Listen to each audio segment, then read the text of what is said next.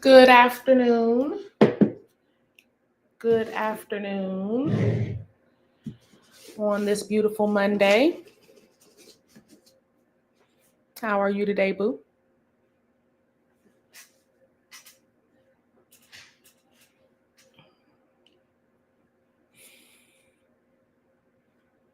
So,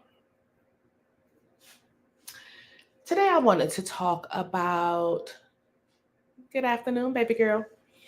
Today I wanted to talk about astrology. I wanted to bring it in because last week Lily had asked about talking about the astrology chart and how it resonates with us. So when I was thinking about how to do it, I figured let me start with talking about your astrology chart and what's actually in it, and then I can truly be able to break down the houses, because then when I'm talking about the houses, you'll know what I'm talking about as far as your astrology chart. So let's get into it. I have this red marker. I think I'm gonna use it. Let's get into it, babies. My desk is all the way back today.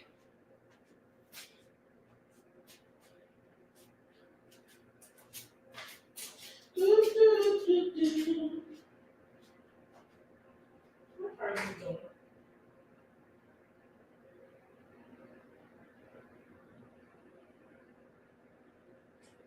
Make me a cup of water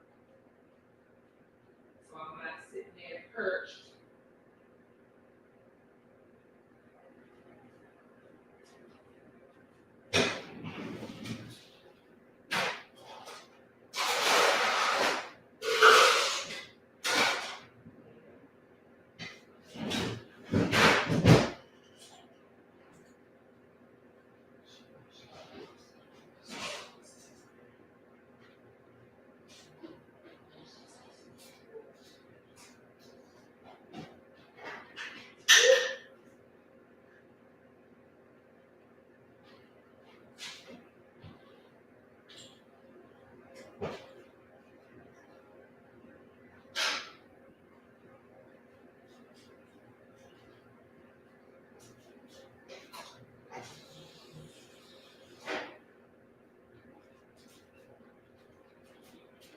Okay.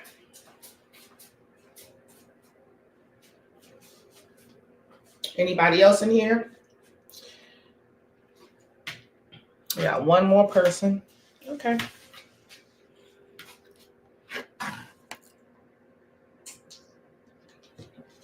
So let's talk about astrology, because it has a lot to do with magic. I have always said when you're doing astrology that what you are doing is riding, when you're doing your magic, what you're doing is riding the astrological waves of what's happening in the universe and what's happening in your life. Okay? Very simple. So let's talk about it. Your astrological chart is a snapshot of who you are. I think I've told y'all this before, but for anybody who's new in the room, it's a snapshot of who you are, and it's a snapshot. Okay. It's a snapshot of your experiences, of what you're supposed to have, and who you are to be in this lifetime, is what your astrological chart is. It also speaks of what has happened in your life in previous lifetimes.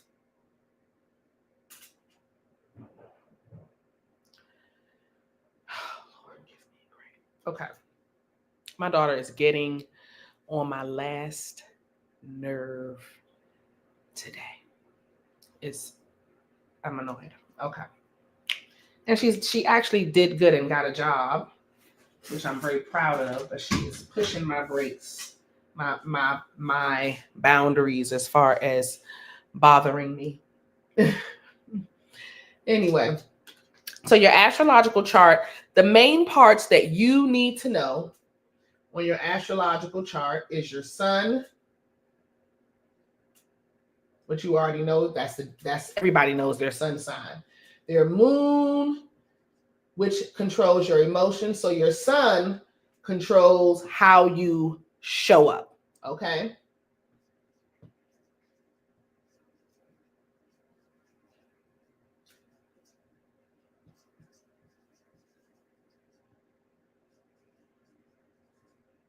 How you show up physically in the world is what your sun sign represents.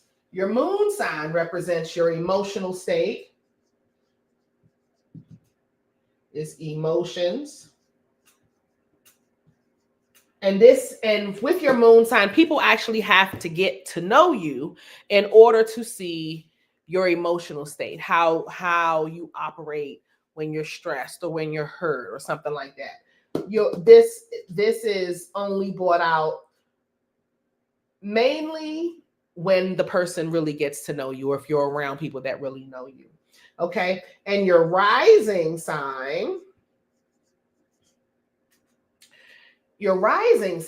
is who you are innately. Okay.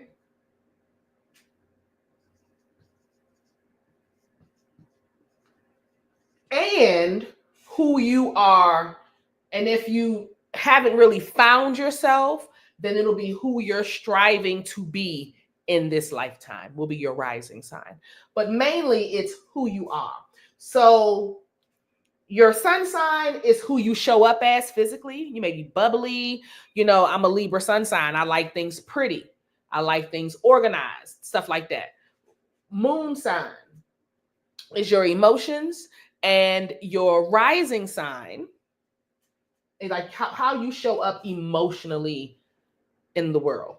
And then your rising sign is who you are, period. Like that's just who you are on this earth to be. Those are the main three things.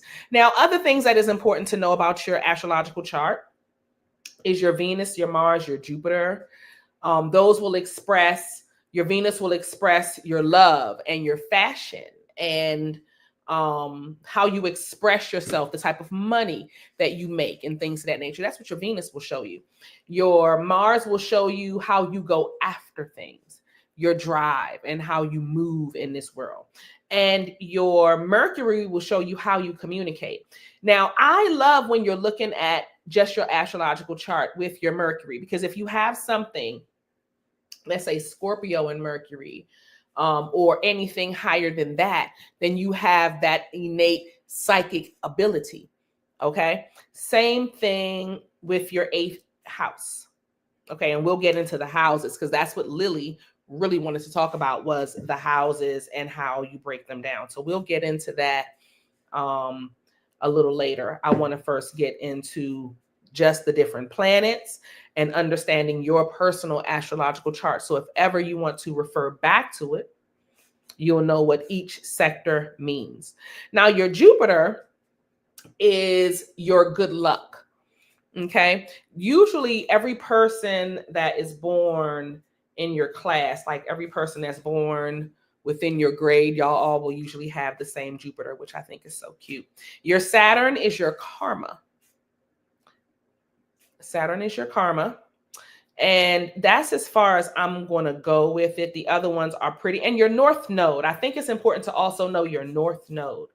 If you don't know your North Node, look at your South Node, and then the opposite polar angle, the opposite sign of your South Node will be your North Node.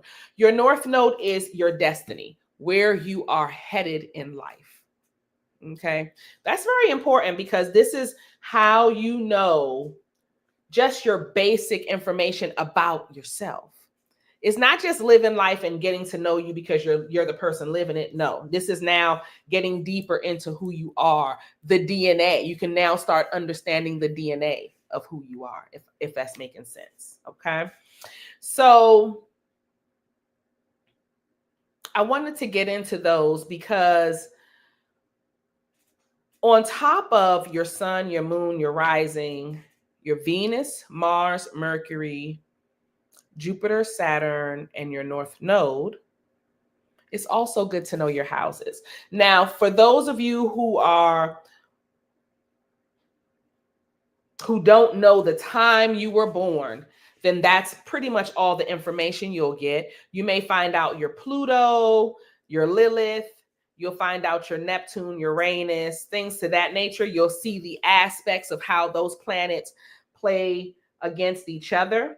But as far as your houses, you'll need to know the time of birth to be able to pick up on the houses. And the houses let you know deeper about who you are.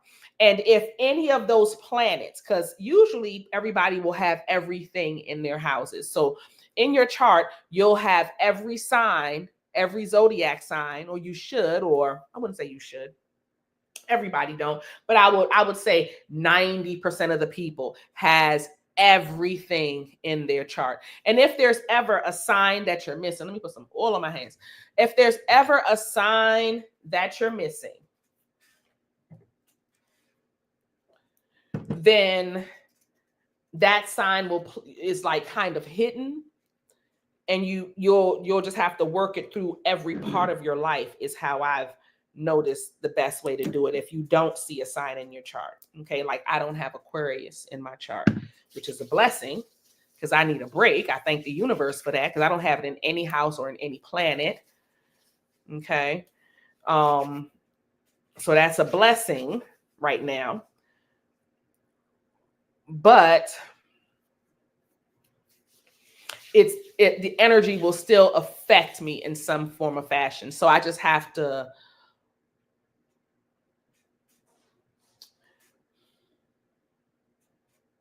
live to the fullest in all aspects of life and not hold back in any, put it that way. Okay. So let's get to our houses. We have 12 houses. Each house is ruled by a zodiac sign. Let me get an astrological chart so y'all can look at it. Do I have I'm trying to find a circle one. No, let me get a circle one for y'all. So your astrological chart has houses. And whenever you see a person talking about astrology, thank you.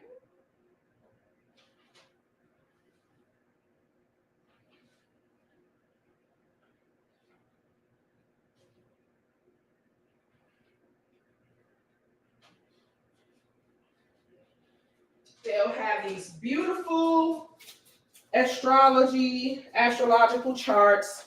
It's a circle and it have a bunch of lines all over it.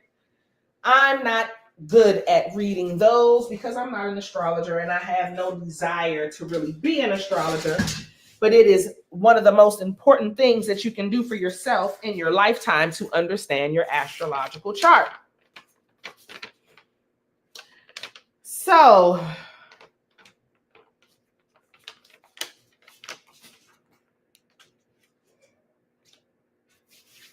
your astrological chart will be something like this. It's a circle.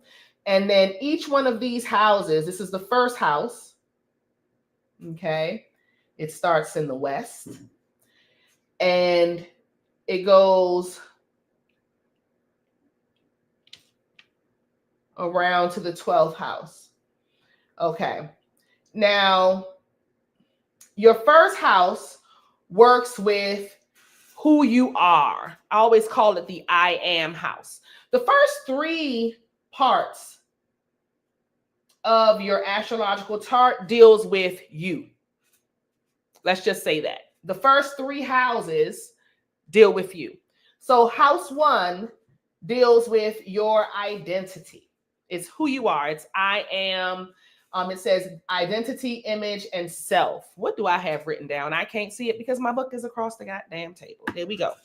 But it really deals with who you are, your self-image. It's ruled by the sign Aries. And this is actually where your ascendant sign, your rising sign lies, is in the first house. So depending on what sign is actually in this Aries house, And your Aries house just says this is the house of I am. And this is the part of the world. Let me see if I have another one. I don't want to get up anymore. And I'm using my phone for something else, so I can't get that. Well, this is the word. This is the universe, not the world. This is the universe. Okay? This is how the sky is operating within that circle. And this section of the universe is the Aries section of the universe. It rules the sign of identity, who you are, like I said before. It represents your rising sign. It's the first impression, like what I was saying earlier, how you show up physically in this world. And depending on the sign that's in here, again, it'll tell you how you show up. So let's say, for instance, because I talked about being a Libra. I'm a Libra sun sign, but that's not my ascendant sign, but that's my sun. So I want to do Leo. I think Leo is a good one. And I say Leo because Leo is very flamboyant.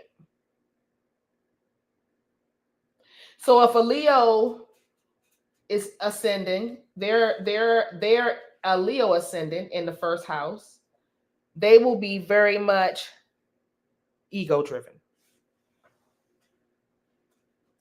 They want to make sure everybody see them and hear them and love them. That's how Leos operate. Nah, mama, you can't. No, you can't be on the computer. Hey, Janet, baby girl. Okay. No, you can't be on that. She likes it. It's something about my laptop she just so attracted to.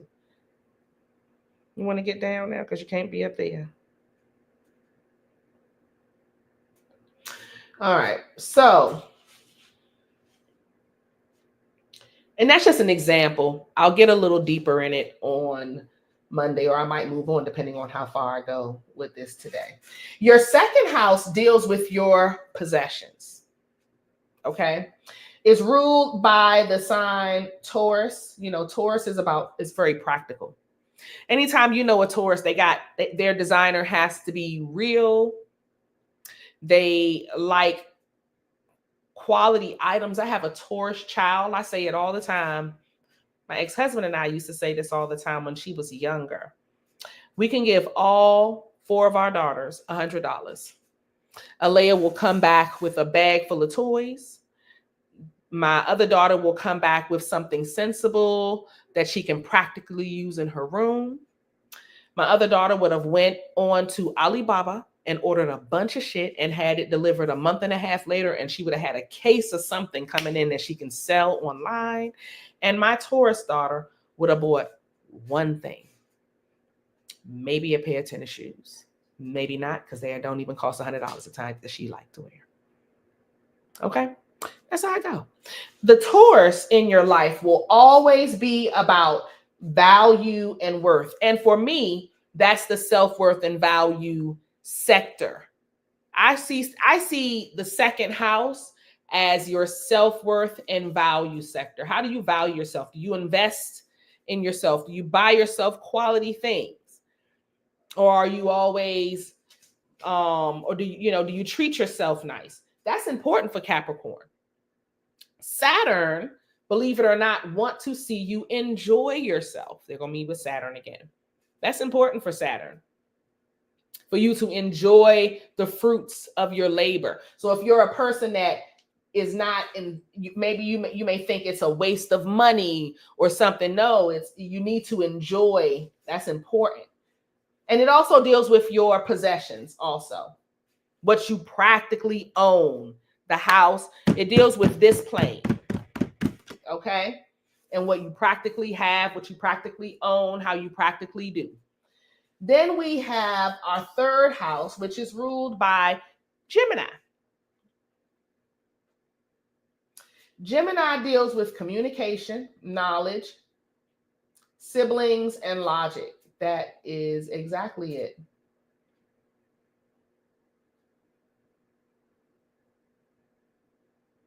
I love this chart I gave y'all. It's really good. Um,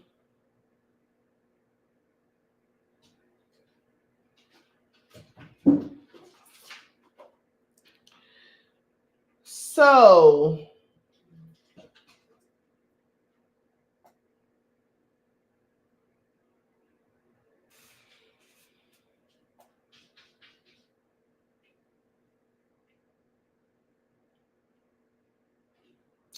your third house also, well, I was going to say siblings. It really gets into all of that.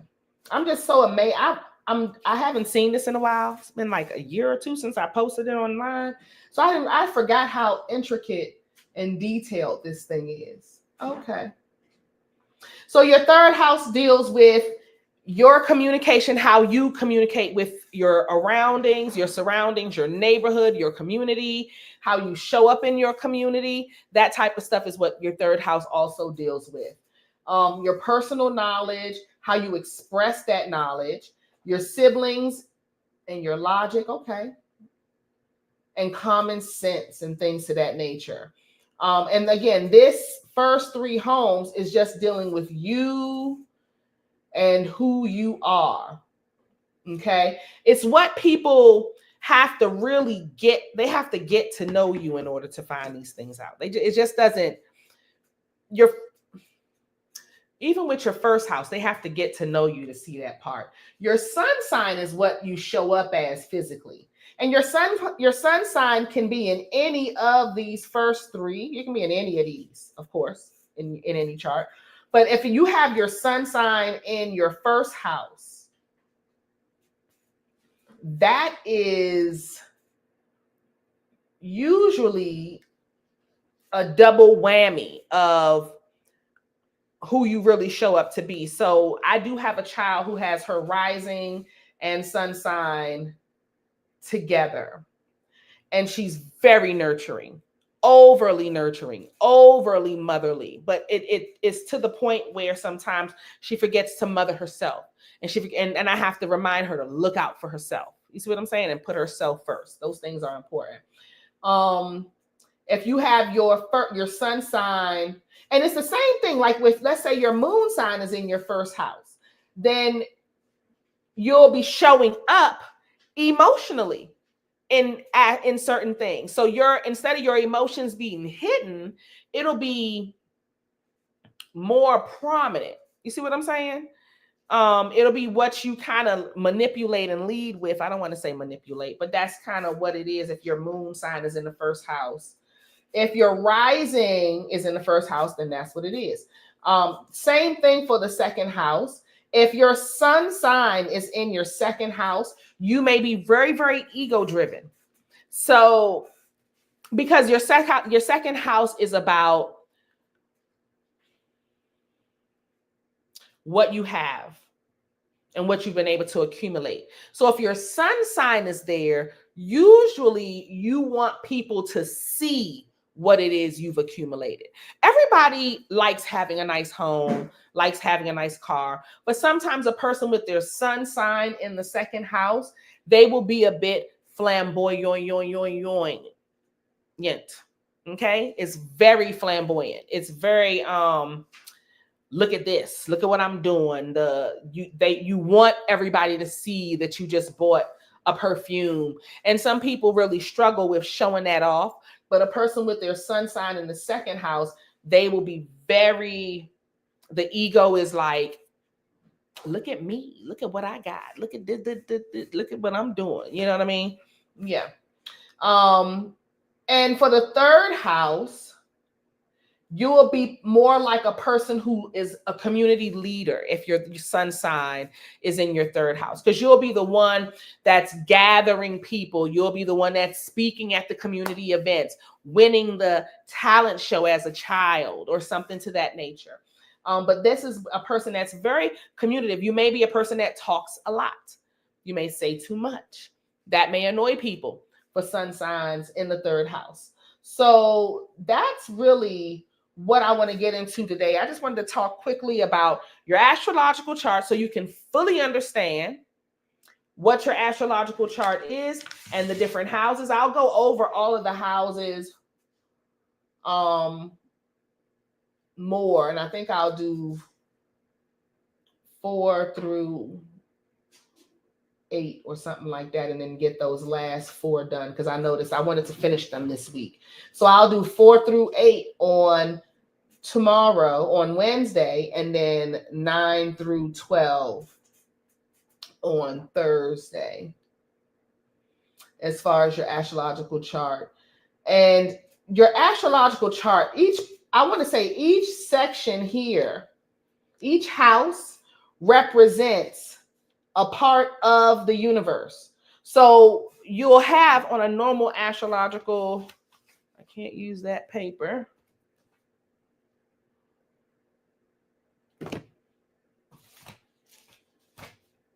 Boy. Oy.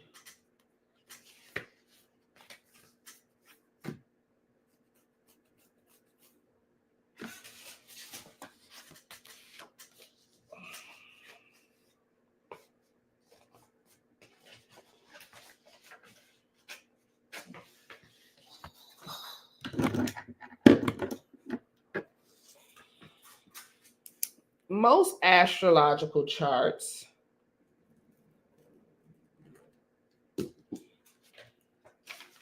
they'll have the big circle, and you'll see a bunch of lines. Ooh, I'm using my shoulder. I'm getting a lot more flexibility. My doctor told me today, and I'm very proud of that. Okay, very, very proud. All right, so most astrological charts, it'll start with this big circle, and you'll see the lines going through. I'll just do it like that. Blah, blah. That's not enough, but it'll do for now. Okay, and you'll see all these different aspects of your chart. And these will tell you where trines are happening. And that's other things we need to talk about in your astrological chart, where you have trines, where you have squares, where you have conjunctions. You see what I'm saying? Where the energy will pull from different angles, and it might be hard for you to accomplish things when you're in this type of energy. When there's a trine, that means things are working really well together. And here, things can be going, things can be trying to do separate, and you're kind of stuck. So we'll get into some of those aspects also. But in here, in the circle, usually you'll see all the different aspects of what's happening for the day or in your astrological chart. And these will tell you where things will be easier for you and where things will be hard. Looking at your house as well, it'll do the same thing. Because I'm not good at reading the circular one. I'm good at reading just the chart. Okay. But with your chart, it would also tell you that too. But you want to know where those trines are in your personal astrological chart, and any squares, any conjunctions. Let me see if there's any other aspects I need to bring up.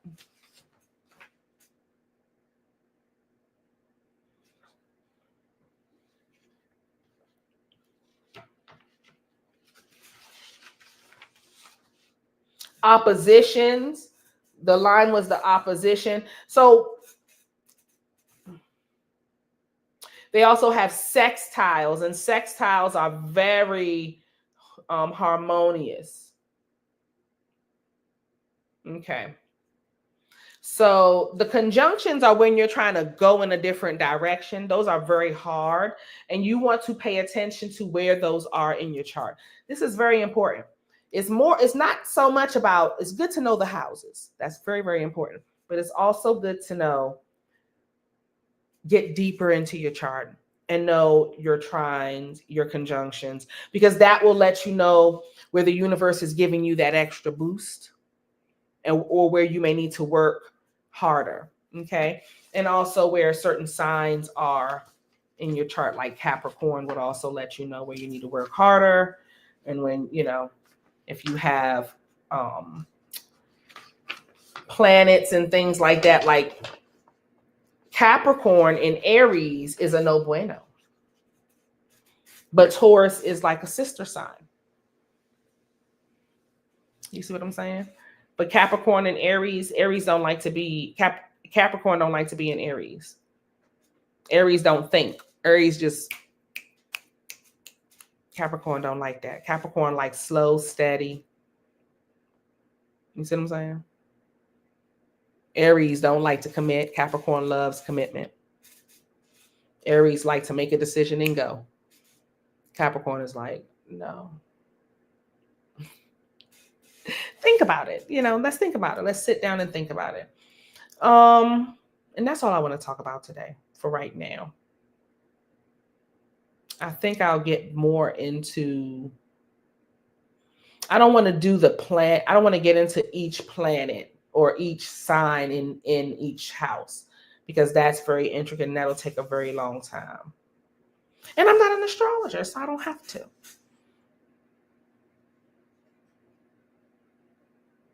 Oh, that's hard, Kathy. Capricorn in the second house is one of the hardest aspects to have. I have Capricorn in the second house. That's a hard one. And why do I say that's a hard one? Because Capricorn, I mean, you got to work 7 times harder to accomplish what you accomplish. You know how hard I have worked in my life? Elementary school, middle school, high school, college, just working. Okay. And I feel very blessed. I can't say I would like to be further along, put it that way. But now a nigga tired. The fuck? I feel like I should just be taken care of. I be cracking myself up. I need some lashes. Y'all can tell I can't see because I just be in here scrunching my eyes for no reason, trying to read the little print on my screen. Let me make it bigger.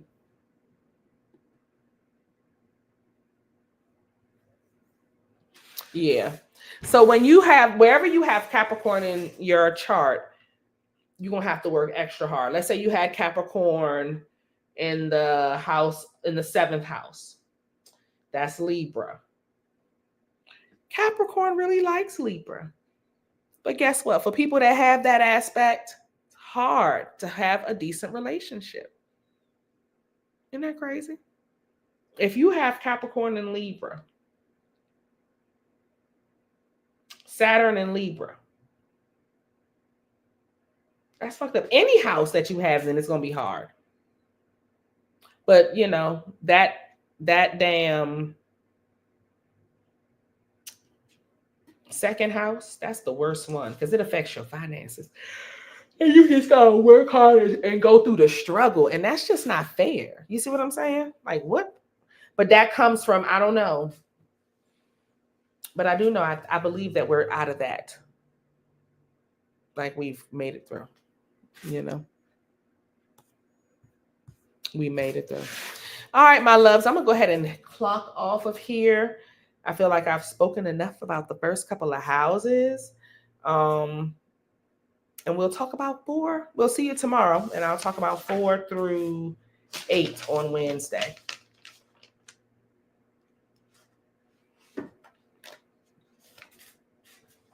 Yep. Bye, y'all. Have a good day. Now I can see. That's crazy. I had it so small, I couldn't see nothing.